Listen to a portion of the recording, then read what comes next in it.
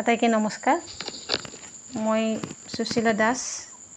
মই বাক্সা জিলাৰ অন্তৰ্গত তামোলপুৰ ব্লকৰ ৫ নং তামোলপুৰ ভিচিডিচিৰ জীৱিকা সখী হওঁ।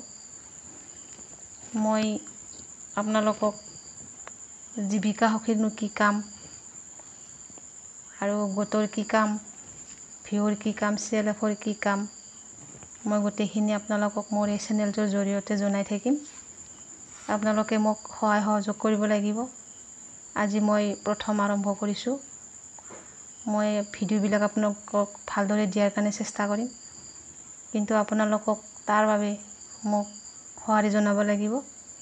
আপোনালোকে মোক কমেণ্ট কৰিব, লাইক কৰিব, শ্বেয়াৰ কৰিব, যাতে ভৱিষ্যত মই আগুৱাই যাব পাৰোঁ।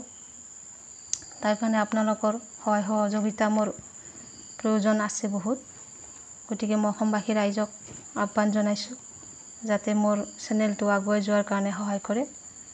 আৰু মই যি আমাৰ আত্মসহায়ক গোট আছে, আত্মসহায়ক গোটৰ বহি লেখা মেলা, মিটিং কেনেকৈ কৰিব লাগে, CLF-ত কেনেকৈ যাব লাগে, কেনেকৈ আমি আৰম্ভ কৰিব লাগে মিটিং, বা ভিঅ'ত আমি কেনেকৈ কৰিব লাগে, গোটেইখিনি আপোনালোকক মই দিয়াৰ কাৰণে চেষ্টা কৰিম।